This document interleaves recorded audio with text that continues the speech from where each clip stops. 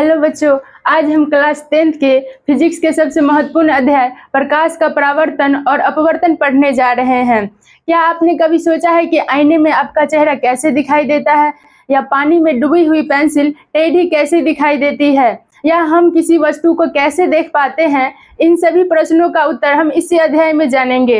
इस अध्याय में हम प्रकाश का गुण, परावर्तन, अपवर्तन, दर्पण, लेंस तथा उनसे जुड़े महत्वपूर्ण नियमों के बारे में हम अध्ययन करेंगे। तो चलिए इस अध्याय की हम शुरुआत करते हैं।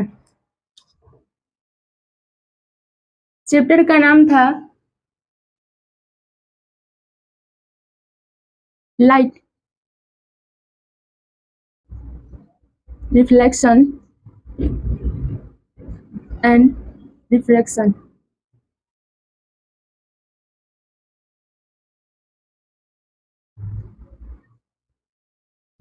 हिंदी में इसको कहते हैं प्रकाश, परावर्तन और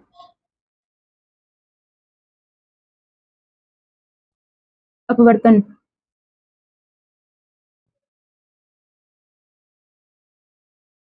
सबसे पहले जानेंगे कि हम प्रकाश होता क्या है। प्रकाश यानी कि लाइट।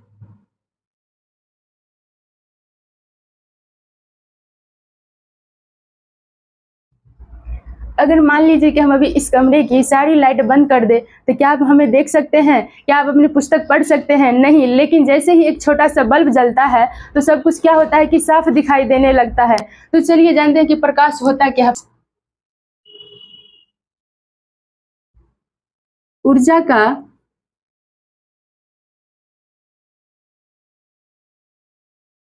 एक रूप होता है। प्रकाश ऊर्जा का एक रूप होता है जो हमें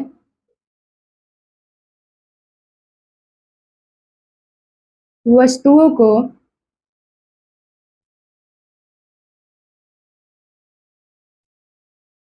देखने में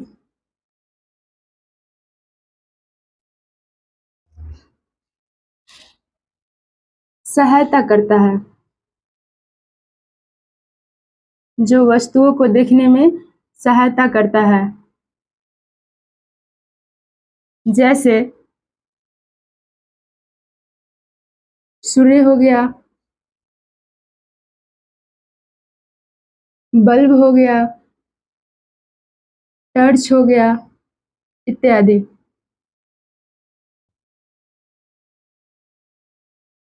प्रकाश ऊर्जा का एक रूप होता है। प्रकाश क्या होता है? प्रकाश एक ऊर्जा का क्या होता है? रूप होता है, जो हमें वस्तुओं को देखने में क्या करता है? सहायता करता है। प्रकाश ऊर्जा का एक रूप होता है जो हमें वस्तुओं को देखने में सहायता करता है, जैसे कि सूर्य हो गया, बल्ब हो गया, टॉर्च हो गया। इन सभी के प्रकाश की उपस्थिति में क्या होता है? हम किसी भी वस्तु को देख सकते हैं। जो क्या है? सूर्य, बल्ब हो गया, टॉर्च हो गया, ये सब एक प्रकाश स्रोत है जिसकी उपस्थिति में हम क्या करते हैं? किसी भी वस्तु को हम देख पाते हैं। अब एक सवाल आता है कि हम किसी भी वस्तु को कैसे देख पाते हैं? तो चलिए जानते हैं। जब किसी स्रोत से, मान लीजिए यहाँ पे कोई स्रोत है प्रकाश का, जब किसी स्रोत से प्रकाश की किरण किसी वस्तु पर पड़ता है, कहाँ पड़ता है? वस्तु पर पड़ता है, और वस्तु से टकराकर जब हमारी आंखों तक पहुंचता है, तब जाके हम किसी भी वस्तु को देख पाते हैं। यानी कि जब किसी प्रकाश स्रोत से प्रकाश की किरण किसी वस्तु पर पड़ेगा और वस्तु से टकराकर जब हमारी आंखों तक पहुंचता है, तब जाके हम क्या करते हैं? किसी भी वस्तु को देख पाते हैं। अब जानते हैं कि प्रकाश के कुछ महत्वपूर्ण गुण होते हैं। प्रकाश के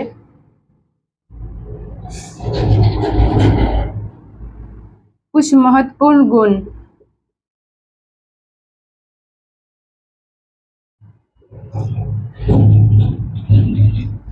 पहला में लिखेंगे कि प्रकाश जो होता है हमेशा सीधी रेखा में गमन करता है। प्रकाश हमेशा सीधी रेखा में गमन करता है।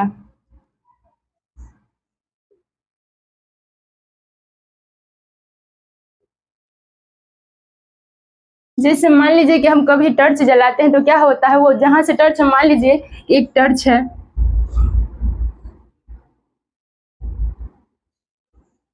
जब हम इस टॉर्च को जलाते हैं तो क्या होता है, जो प्रकाश की किरण होता है इस सीधी रेखा में यानी कि आगे की ओर क्या होता है, जाता है। यानी कि हमेशा क्या होगा, प्रकाश की किरण जो होगा सीधी रेखा में आगे की ओर जाएगा।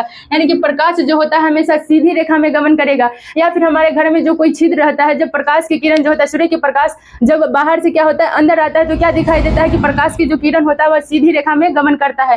यानी कि प्रकाश जो होगा कैसा होगा, यानी कि प्रकाश जो होगा हमेशा सीधी रेखा में गमन करेगा। यहाँ से भी ऑब्जेक्टिव पूछता है कि प्रकाश किस रेखा में गमन करता है, तो प्रकाश क्या होगा, हमेशा सीधी रेखा में गमन करता है। अब सेकेंड पॉइंट जानते हैं, प्रकाश का वेग निर्वात में लगभग 3 गुने 10⁸ मीटर पर सेकेंड होता है। प्रकाश का वेग निर्वात में कितना होता है, प्रकाश का वेग निर्वात में लगभग 3 गुने 10⁸ मीटर पर सेकेंड होता है। ऑब्जेक्टिव में 1 नंबर में यहाँ से पूछ सकता है कि प्रकाश का वेग जो होता है निर्वात में कितना होता है, तो निर्वात में लगभग 3 गुने 10 के पावर कितना होता है, 3 गुने 10⁸ मीटर पर सेकेंड होता है। अब अगला पॉइंट जानते हैं, प्रकाश जो होता है द्वंद प्रकृति का होता है। प्रकाश द्वंद प्रकृति का होता है।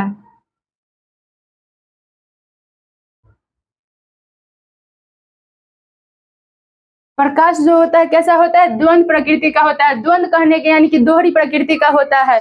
दोहरी प्रकृति यानी कि प्रकाश जो होता है ना, कभी तरंग के रूप में कार्य करता है और कभी कण के रूप में कार्य करता है, इसलिए इसको क्या कहते हैं, द्वंद प्रकृति कहते हैं, यानी कि दोहरी प्रकृति कहते हैं। प्रकाश क्या होता है, प्रकाश जो होता है ऊर्जा का एक रूप है। प्रकाश ऊर्जा का एक रूप होता है।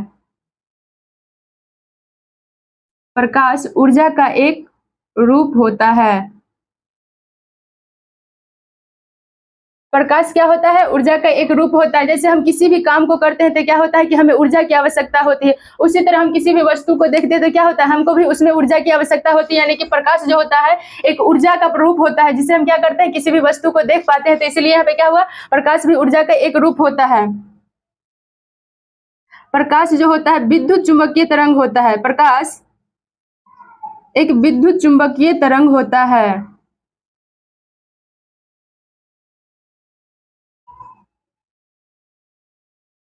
प्रकाश एक विद्युत चुंबकीय तरंग होता है।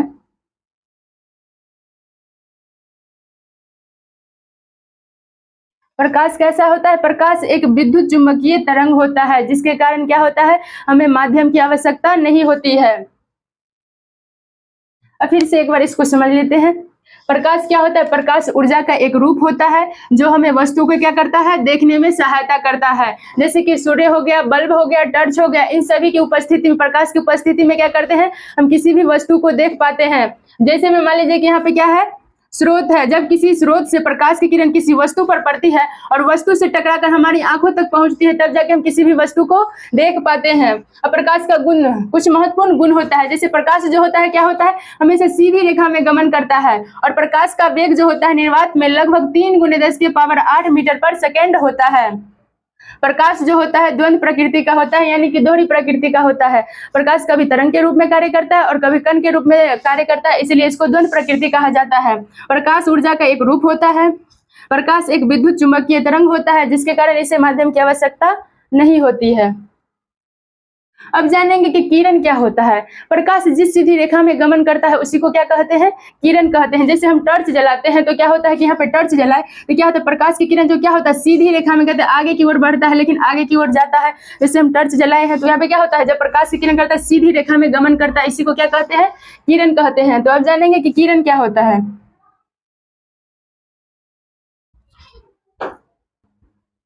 अब जानेंगे कि किरण क्या होता है।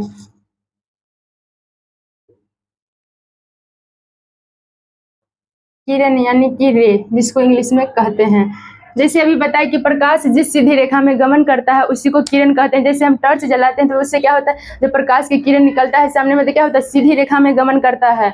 जिस सीधी रेखा में गमन करता है उसी को क्या कहते हैं, किरण कहते हैं।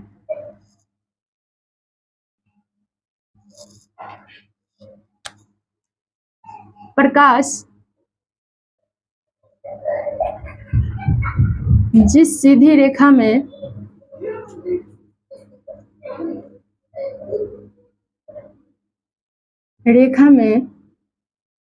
गमन करता है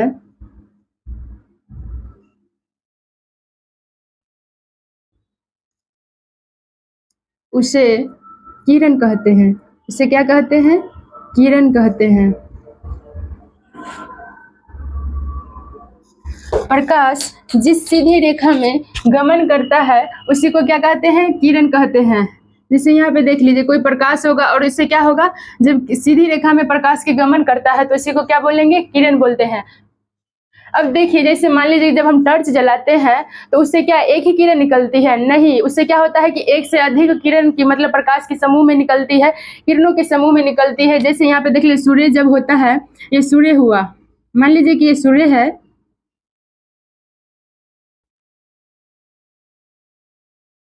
जब इससे प्रकाश की किरण जो निकलेगा तो एक ही प्रकाश की किरण निकलेगा, नहीं एक से अधिक निकल सकता है। यानी एक से अधिक जैसे ही प्रकाश की किरण निकलेगा तो उसी को क्या कहेंगे? किरणों के समूह बोलेंगे। जब एक से अधिक रहेगा किरण तो उसको क्या बोलेंगे? किरणों के समूह। और किरणों के समूह को क्या कहते हैं? किरण पुंज कहते हैं या प्रकाश पुंज कहते हैं। तब लिखेंगे प्रकाश पुंज। प्रकाश पुंज बोलिए या किरण पुंज बोलिए, दोनों सेम ही होता है। तो किरणों के समूह को इसको बोलेंगे, किरणों के समूह को, किरणों के समूह को प्रकाश पुंज कहते हैं। क्या कहते हैं? प्रकाश पुंज कहते हैं।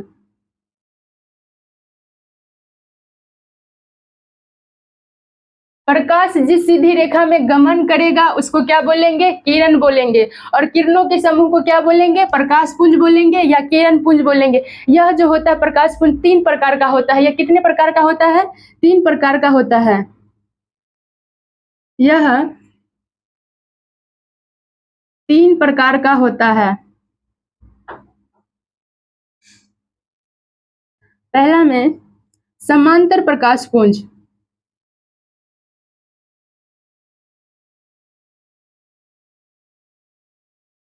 समांतर प्रकाश पुंज। दूसरा अभिसारी प्रकाश पुंज।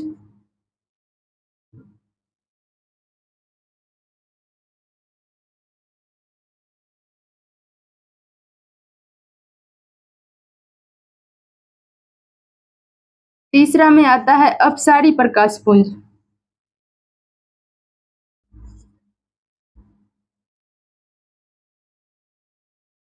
अब तीनों को पहले समझते हैं। समांतर प्रकाश पुंज किसको कहते हैं? जब प्रकाश की किरण क्या होगा? आपस में समांतर होगा। जैसे मान लीजिए कि क्या है, किरण जो है क्या है? आपस में समांतर है और इसके बीच की दूरी क्या होगा? समान होगा। तो उसी को क्या बोलेंगे? समांतर प्रकाश पुंज। यानी कि वैसा प्रकाश पुंज जिसका प्रकाश पुंज क्या है, यानी जिसकी किरण आपस में समांतर हो और उसके बीच की दूरी क्या होगा? लगभग में समान होगा, उसी को बोलेंगे समांतर प्रकाश पुंज। उसके बाद आता है कि अभिसारी प्रकाश पुंज, यानी कि वैसा प्रकाश पुंज, यानी कि जब प्रकाश की किरण किसी अलग अलग दिशाओं से, यानी कि मान लीजिए कि क्या होगा?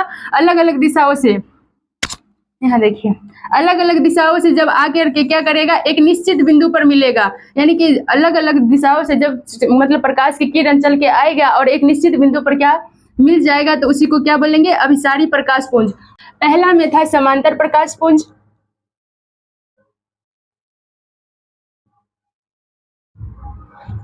समांतर प्रकाश पुंज। वैसा प्रकाश पुंज,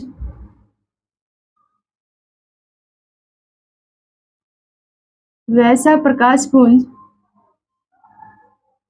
जिसके सभी किरणें, जिसके सभी किरणें आपस में समांतर हो, जिसके सभी किरणें आपस में समांतर हो,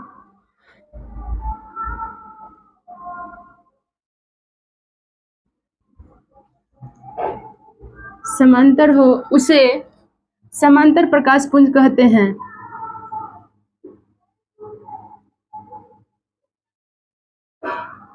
उसे समांतर प्रकाश पुंज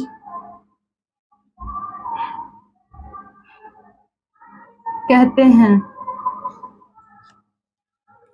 वैसा प्रकाश पुंज जिसके सभी किरणें क्या हो, आपस में समांतर होंगे, उसी को क्या बोलेंगे, समांतर प्रकाश पुंज। जैसे यहाँ देखिए प्रकाश जो है क्या है, आपस में समांतर है। वैसा प्रकाश पुंज जिसके सभी किरणें क्या होंगे, आपस में समांतर होंगे, उसी को क्या बोलेंगे, समांतर प्रकाश पुंज। अब दूसरा आता है अभिसारी प्रकाश पुंज।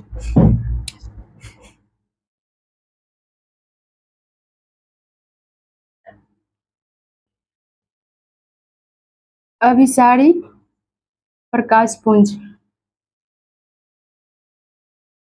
वैसा प्रकाश पुंज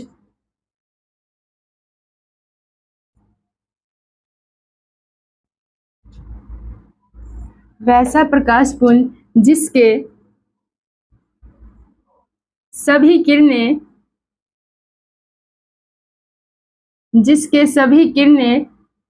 अलग अलग दिशाओं से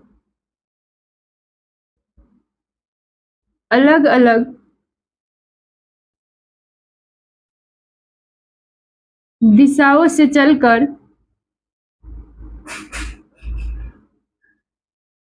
एक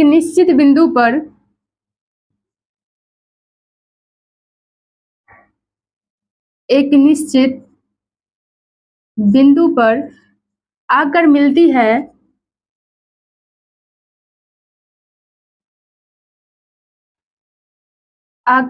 है, उसे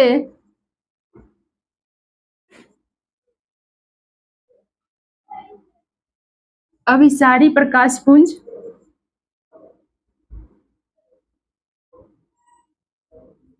कहते हैं। वैसा प्रकाश पुंज जिसके सभी किरणें क्या होंगे, अलग अलग दिशाओं से चलकर आएंगे और एक निश्चित बिंदु पर मिल जाएंगे, उसी को क्या बोलेंगे, अभिसारी प्रकाश पुंज। जैसे यहाँ क्या है, सभी प्रकाश की किरणें क्या होंगे, अलग अलग दिशाओं से चल के आएंगे और एक निश्चित बिंदु पर क्या होंगे, आके मिल जाएंगे, इसे बोलेंगे अभिसारी प्रकाश पुंज। एक बार फिर से देख लीजिए, वैसा प्रकाश पुंज जिसके सभी किरणें क्या होंगे, आपस में समांतर होंगे, तो इसको क्या बोलेंगे, समांतर प्रकाश पुंज। और वैसा प्रकाश पुंज जिसके सभी किरणें क्या होंगे, अलग अलग दिशाओं से चल के आएंगे और क्या करेंगे, एक निश्चित बिंदु पर मिल जाएंगे, तो उसी को क्या बोलेंगे, अभिसारी प्रकाश पुंज। अब तीसरा में आता है अपसारी प्रकाश पुंज।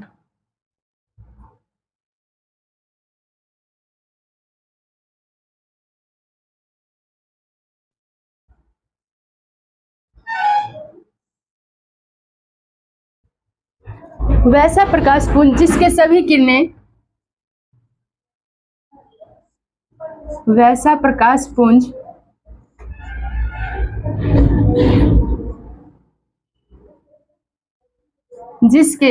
सभी किरणें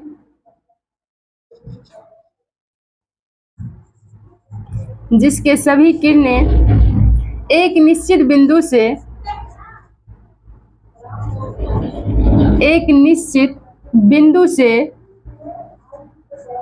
निकलकर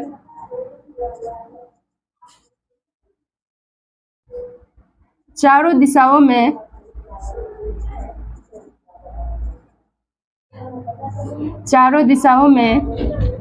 फैल जाता है,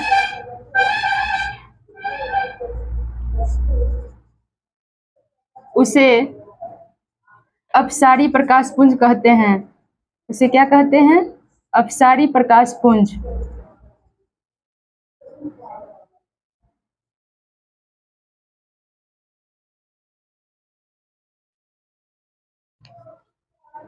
वैसा प्रकाश पुंज जिसके सभी किरणें क्या होंगे, एक निश्चित बिंदु से निकलकर चारों दिशाओं में फैल जाएंगे, उसी को बोलेंगे अपसारी प्रकाश पुंज। यहाँ पे एक निश्चित बिंदु मान लीजिए क्या है, एक निश्चित बिंदु से निकलकर चारों दिशाओं में फैल जाएंगे, तो उसी को क्या बोलेंगे, अपसारी प्रकाश पुंज। इसमें कोई दिक्कत नहीं। जैसे देखिए समांतर प्रकाश पुंज में क्या होगा, वैसा प्रकाश पुंज जिसके सभी किरणें क्या होंगे, आपस में समांतर होंगे, यानी कि वैसा प्रकाश पुंज जिसके किरणें क्या आपस में समांतर होंगे तो समांतर प्रकाश पुंज। और वैसा प्रकाश पुंज जिसके सभी किरणें क्या होंगे, अलग अलग दिशाओं से चलकर आएंगे और एक निश्चित बिंदु पर मिल जाएंगे, तो उसी को क्या बोलेंगे, अभिसारी प्रकाश पुंज। और वैसा प्रकाश पुंज जिसके सभी किरणें क्या होंगे, एक निश्चित बिंदु से निकल करके चारों दिशाओं में फैल जाएंगे, तो उसी को क्या बोलेंगे, अपसारी प्रकाश पुंज। हमारे आसपास के जितने भी वस्तु होते हैं उसमें से क्या होता है, कुछ पदार्थ होता है स्वयं प्रकाश उत्पन्न करता है और कुछ जो होता है नहीं करता है। इसी के आधार पर क्या किया गया, पदार्थ को दो भागों में बांटा गया है। पहला है दीप्त पदार्थ, दूसरा आता है अदीप्त पदार्थ। दूसरा में क्या है, अदीप्त पदार्थ।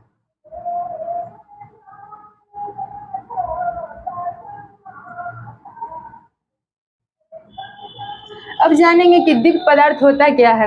वैसा पदार्थ जो क्या करता है, स्वयं प्रकाश उत्पन्न करता है, उसको क्या बोलेंगे, दीप्त पदार्थ कहते हैं। जैसे सूर्य हो गया, तारे हो गए, बल्ब हो गया, मोमबत्ती हो गया, जलती हुई मोमबत्ती या बल्ब जलता हुआ क्या होता है, इन सब से चीजों से क्या होता है, प्रकाश उत्पन्न होता है। और प्रकाश की उपस्थिति में हम किसी वस्तु को देख पाते हैं। यानी कि क्या होता है कि वैसा पदार्थ जो प्रकाश स्वयं उत्सर्जित करता है या उत्पन्न करता है, उसको क्या बोलेंगे, दीप्त पदार्थ बोलेंगे। और जो पदार्थ स्वयं प्रकाश उत्पन्न नहीं करता है लेकिन दूसरे के प्रकाश की उपस्थिति में दिखाई देता है, उसको क्या बोलेंगे, अदीप्त पदार्थ बोलेंगे।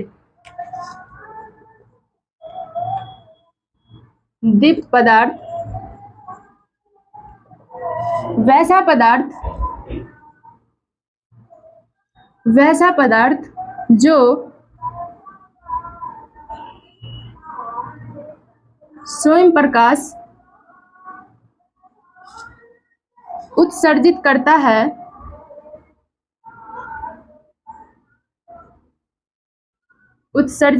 है, उसे दीप्त पदार्थ कहते हैं। उसे दीप्त पदार्थ कहते हैं।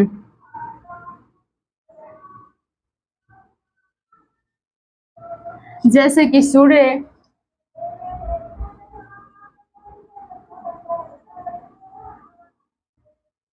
बल्ब, तारे इत्यादि।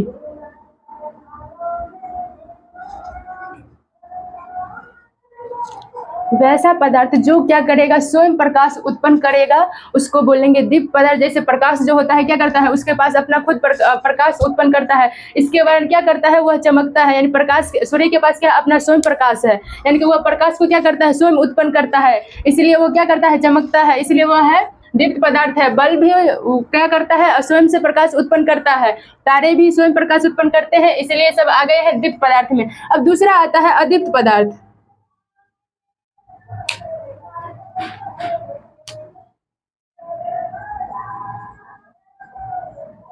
अदीप्त पदार्थ यानी कि वैसा पदार्थ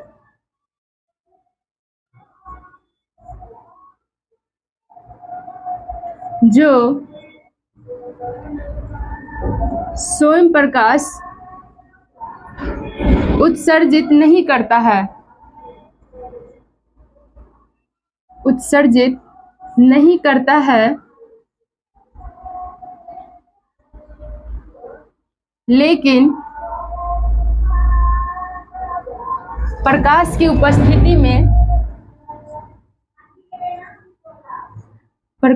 उपस्थिति में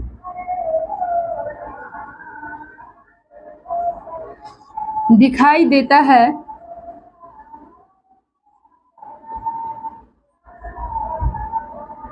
उसे अदीप्त पदार्थ कहते हैं। उसे क्या कहते हैं, अदीप्त पदार्थ।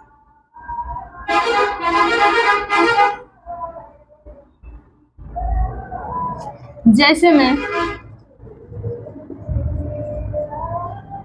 चंद्रमा,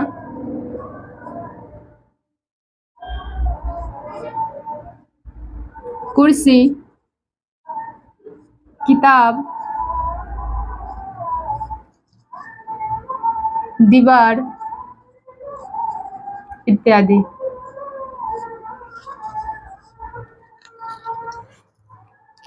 तो फिर से एक बार समझते हैं। वैसा पदार्थ जो स्वयं क्या करेंगे, प्रकाश को उत्सर्जित करता है, उसे क्या कहते हैं, दीप्त पदार्थ कहते हैं। जैसे सूर्य हो गया, जलता हुआ बल्ब हो गया, तारे हो गए, इस क्या करते हैं, सब स्वयं प्रकाश उत्पन्न करते हैं, इसलिए इसे दीप्त पदार्थ कहा जाता है।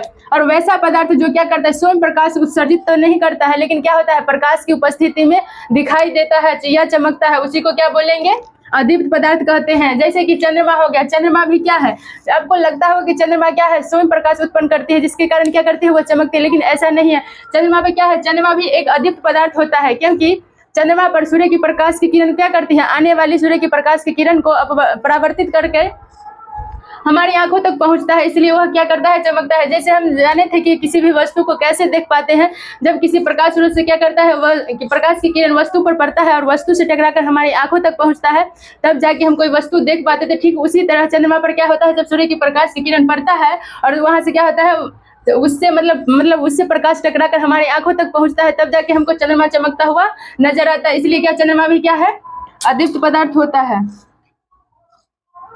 जैसे अदीप्त पदार्थ में कुर्सी हो गया, किताब हो गया, दीवार हो गया इत्यादि सब क्या है, स्वयं प्रकाश उत्पन्न नहीं करता है, लेकिन क्या करता है, प्रकाश की उपस्थिति में ये सभी दिखाई देते हैं, इसलिए ये सब अदीप्त पदार्थ है। अब हम जानेंगे कि प्रकाशीय माध्यम क्या होता है। जिस पदार्थ से क्या होगा, प्रकाश, जिस पदार्थ से होकर प्रकाश गुजर जाता है उसी को क्या बोलेंगे, प्रकाशीय माध्यम कहते हैं।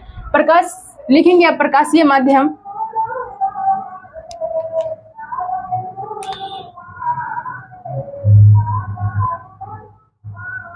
प्रकाशीय माध्यम।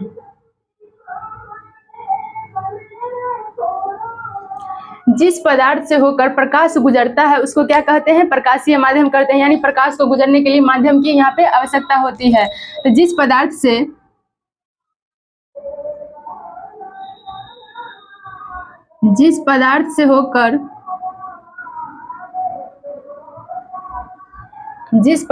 होकर प्रकाश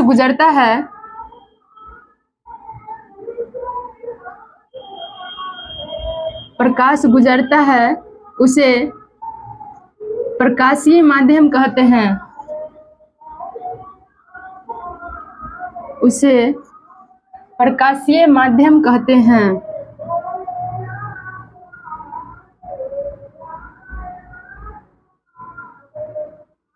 जैसे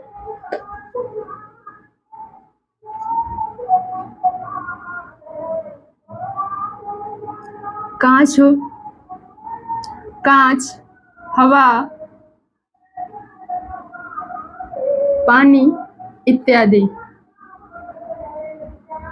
प्रकाश क्या होता है ना, कांच से भी गुजर जाता है। जब कांच पे हम प्रकाश की किरण पड़ता है, क्या करता है, उससे आर पार निकल जाता है, जिसके कारण क्या होता है, कांच भी एक प्रकाशीय माध्यम होता है। हवा क्या होता है, जब सूर्य की प्रकाश क्या होता है, हवा से चल करके क्या करता है, हमारी आंखों तक पहुंचता है, इसलिए वे क्या है, प्रकाश भी, हवा से भी प्रकाश गुजर जाता है, पानी से भी क्या करता है, प्रकाश गुजर जाता है, इसलिए ये सब क्या है, प्रकाशीय माध्यम होता है। सब प्रकाश को गुजरने के लिए अलग अलग माध्यम की आवश्यकता होती है। इसी के आधार पर क्या किया गया है, प्रकाशीय माध्यम को कुछ प्रकार बताए गए। इसके 3 प्रकार होते हैं मुख्यतः। पहला में लिखेंगे इसके मुख्य प्रकार।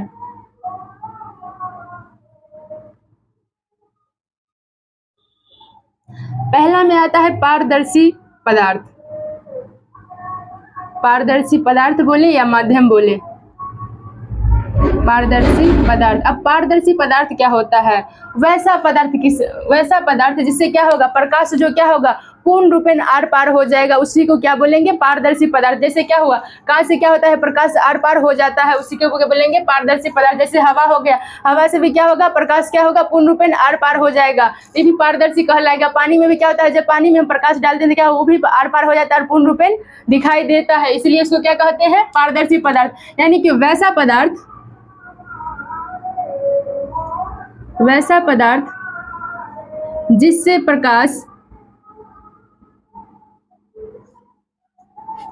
जिससे प्रकाश पूर्ण रूपेण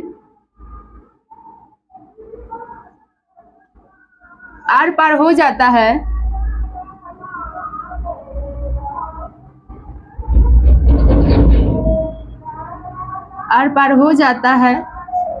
उसे पारदर्शी पदार्थ कहते हैं। उसे क्या कहते हैं, पारदर्शी पदार्थ कहते हैं।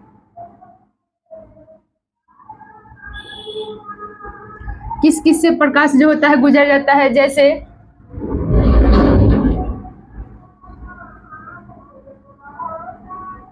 कांच होगा, कांच से भी क्या होता है, प्रकाश गुजर जाता है।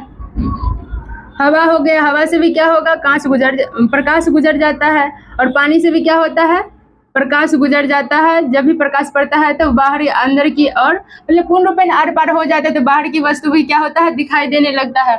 अब दूसरा आता है अपारदर्शी वस्तु। अपारदर्शी, दूसरा में आता है अपारदर्शी पदार्थ, यानी कि जिस पदार्थ से क्या होगा, प्रकाश जो होगा आर पार नहीं हो पाएगा। जैसे दीवार होगा, जब उस पर प्रकाश पड़ेंगे तो बाहर की क्या कोई वस्तु दिखाई देगा, नहीं देगा, यानी कि प्रकाश आर पार नहीं हुआ, यानी कि बाहर नहीं गया, तो उसी को क्या बोलेंगे, अपारदर्शी पदार्थ। यानी कि वैसा पदार्थ, वैसा पदार्थ जो, वैसा पदार्थ जिससे लिखेंगे, वैसा पदार्थ जिससे प्रकाश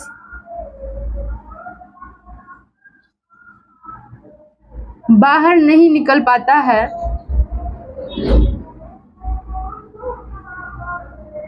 बाहर नहीं निकल पाता है या आर पार नहीं हो पाता है, उसी को क्या बोलेंगे, अपारदर्शी पदार्थ। अपारदर्शी पदार्थ कहते हैं उसे। जैसे में आ जाएगा दीवार, जब दीवार पे प्रकाश, जब हम दीवार पे प्रकाश को करते हैं, यानी जैसे हम दीवार पे प्रकाश पर मतलब जैसे टॉर्च जैसे मान लीजिए कि दीवार पे हम टॉर्च जलाते हैं, तो क्या दीवार के बाहर की कोई वस्तु दिखाई पाती है, नहीं दिख पाती है, यानी कि प्रकाश जो होता है दीवार के आर पार नहीं हो पाती है, वो क्या है, अपारदर्शी वस्तु होता है। यानी कि वैसा पदार्थ जिससे प्रकाश क्या होगा, बाहर नहीं निकल पाता है, यानी कि आर पार नहीं हो पाता है, उसी को क्या बोलेंगे, अपारदर्शी पदार्थ। जैसे आ जाएगा दीवार,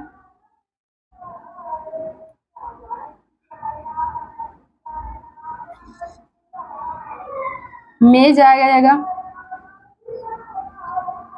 किताब इत्यादि, यानी कि जिससे प्रकाश क्या होगा, आर पार नहीं हो पाएगा, उसी को बोलेंगे अपारदर्शी पदार्थ। अब आता है तीसरा में क्या आता है, अपारभासी पदार्थ आता है। पहले एक बार फिर से समझ लेते हैं, पारदर्शी पदार्थ क्या होता है, वैसा पदार्थ है जिससे प्रकाश क्या होगा, पूर्ण रूपेण आर पार हो जाएगा, जिससे प्रकाश क्या होगा, पूर्ण रूपेण आर पार हो जाएगा, यानी कि जैसे हम प्रकाश डालते हैं तो उसमें क्या होता है, बाहर की वस्तु कोई दिखाई देने लगता है, तो उसको क्या बोलेंगे, पारदर्शी पदार्थ। जैसे क्या होगा, कांच होता है, हवा होता है, पानी होता है, इससे क्या होता है, प्रकाश आर पार पूर्ण रूपेण यानी कि दिखाई देने लगता है, उसी को क्या बोलेंगे, पारदर्शी पदार्थ। अब आता है अपारदर्शी पदार्थ, यानी कि वैसा पदार्थ जिससे प्रकाश क्या होगा, बाहर नहीं निकल पाता, यानी कि आर पार नहीं हो पाता, उसी को बोलेंगे अपारदर्शी पदार्थ। जैसे दीवार हो गया, मेज हो गया, किताब हो गया, जैसे उसमें प्रकाश की किरण पड़ेगा तो क्या बाहर की वस्तु देख पाएंगे, दीवार के बाहर के नहीं, इसलिए क्या होता है, ये सब अपारदर्शी पदार्थ होता है। अब जानेंगे कि पारभासी पदार्थ क्या होता है। अब जानते हैं तीसरा में क्या था, पारभासी पदार्थ।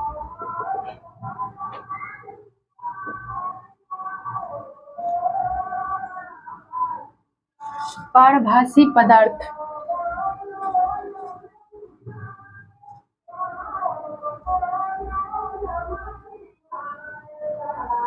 पारभासी पदार्थ में क्या होगा ना कि कुछ पदार्थ से जब प्रकाश की किरण क्या होगा, पूर्ण रूपेण आर पार नहीं होगा, लेकिन क्या होगा, कुछ प्रकाश ही उससे आर पार हो पाएगा, इसलिए उसको क्या बोलेंगे, पारभासी पदार्थ। जैसे तेज से भीगा हुआ कागज क्या होगा ना, जब उस पर प्रकाश की किरण पड़ेगा तो कुछ की प्रकाश की किरण ही आर पार हो पाएगा, इसलिए उसे क्या कहा जाता है, पारभासी पदार्थ कहा जाता है। जैसे कांच का घिसा हुआ कांच, उससे भी जब प्रकाश की किरण पड़ता है पूर्ण रूपेण आर पार नहीं होगा, लेकिन थोड़ा बहुत प्रकाश क्या होगा, बाहर निकल जाता है, इसलिए उसको क्या कहते हैं, पारभासी पदार्थ। तो लिखेंगे वैसा पदार्थ,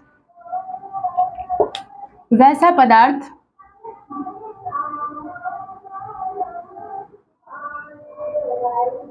जिससे प्रकाश, वैसा पदार्थ जिससे प्रकाश, जिससे प्रकाश, जिससे प्रकाश कुछ कुछ अंश बाहर निकलता है, वैसा पदार्थ जिससे प्रकाश कुछ अंश बाहर निकलता है,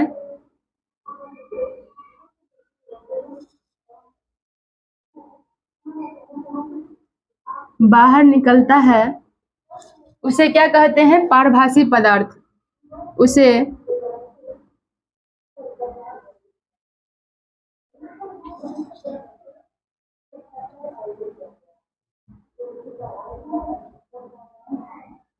जैसे में आ जाएगा तेल लगा हुआ कागज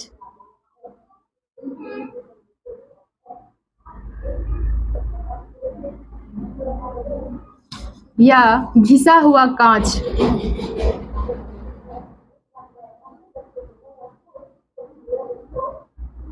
इत्यादि। यानी कि वैसा पदार्थ जिससे प्रकाश क्या होगा, कुछ अंश उससे मतलब जिससे पदार्थ वैसा पदार्थ जिससे क्या होगा, प्रकाश की किरण क्या होगा, कुछ अंश प्रकाश का बाहर निकल जाएगा, उसको बोलेंगे पारभासी पदार्थ। जैसे कि तेल से भीगा हुआ कागज क्या होता है ना, उससे जो प्रकाश की किरण पड़ती है तो प्रकाश की जो किरण होगा कुछ प्रकाश ही बाहर निकलेगा, पूरी तरह से पूर्ण रूपेण आर पार नहीं हो पाएगा, लेकिन कुछ भाग जो होगा बाहर निकल जाएगा। जैसे घिसा हुआ कांच हो गया, उससे भी क्या करें, जब प्रकाश की किरण पड़ता है तो प्रकाश की किरण क्या करता है, कुछ अंश जो क्या होगा बाहर निकल जाएगा, और लेकिन पूरी तरह से नहीं निकल पाता है, इसलिए उसको क्या बोलेंगे, पारभासी पदार्थ। एक बार समझ लेते हैं, पारदर्शी पदार्थ किसको कहते हैं, वैसा पदार्थ जिससे क्या होगा, प्रकाश पूर्ण रूपेण आर पार हो जाएगा, उसे पारदर्शी पदार्थ कहते हैं। वैसा पदार्थ जिससे प्रकाश क्या होगा, पूर्ण रूपेण आर पार नहीं हो पाया, यानी कि बाहर नहीं निकल पाता है, उसको बोलेंगे अपारदर्शी पदार्थ। और वैसा पदार्थ जिससे क्या होगा, कुछ अंश बाहर निकल पाता है, उसको बोलेंगे पारभासी पदार्थ। जैसे तेल लगा हुआ कागज, घिसा हुआ कांच। हम जानेंगे कि छाया क्या होता है, देखेंगे छाया। जैसे मान लीजिए कि यहाँ पे क्या है, एक टॉर्च है, यहाँ पे क्या प्रकाश की किरण होगा, ये हमारा हाथ जो क्या है अपारदर्शी वस्तु है, जैसे ही हम हाथ पे अपना क्या करेंगे, टॉर्च को बारेंगे तो क्या होगा, ये प्रकाश को क्या करेगा, आगे जाने से रोकता है, और जिसके कारण पीछे क्या होता है, हाथ के पीछे क्या होगा, काला यानी कि अंधेरा भाग बन जाता है, इसी को क्या कहते हैं, छाया कहते हैं। यानी कि जब कोई अपारदर्शी वस्तु प्रकाश के रास्ते में जाता है तो क्या करता है, और वहाँ पे क्या करता है, प्रकाश को आगे जाने नहीं देता है, यानी कि रोक देता है, तो उस वस्तु के पीछे क्या होता है, अंधेरा भाग बन जाता है, जिसे क्या कहते हैं, छाया कहते हैं। जब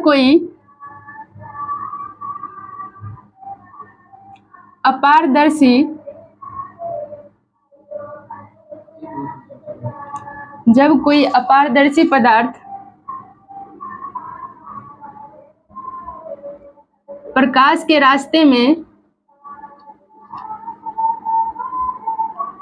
प्रकाश के रास्ते में आ जाती है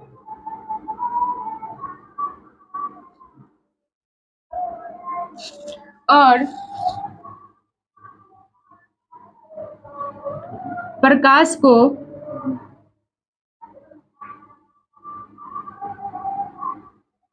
प्रकाश को आगे जाने से रोक देती है, तो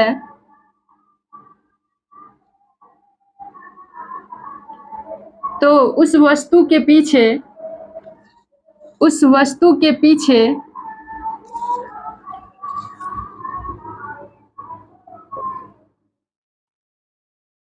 अंधेरा भाग बनता है,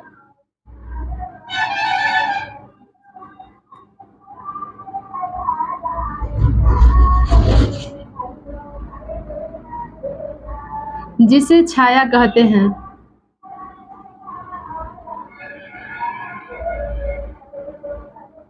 जिसे क्या कहते हैं, छाया कहते हैं।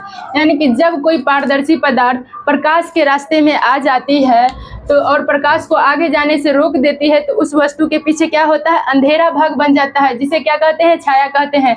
जैसे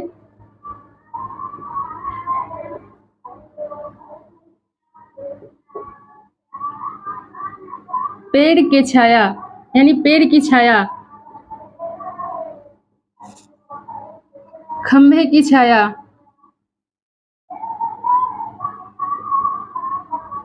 जैसे मान लीजिए क्या, ये जो टर्च है यानी कि फोन का टर्च ही है, इसमें क्या करें, मान लीजिए कि प्रकाश का स्रोत है और ये हमारा हाथ जो है क्या है, अपारदर्शी वस्तु है। जैसे ही हम इस पे लाइट बारेंगे तो क्या होगा, प्रकाश जैसे ही अपारदर्शी मतलब प्रकाश के माध्यम में जैसे ही अपारदर्शी वस्तु आएगा तो क्या होगा, ये प्रकाश को आगे जाने से रोक देगा, और आगे जैसे ही जाने से रोक देगा तो क्या होगा, वस्तु के पीछे यानी कि हाथ के पीछे क्या होगा, अंधेरा भाग बन जाएगा। इसी भाग को क्या कहते हैं, छाया कहते हैं।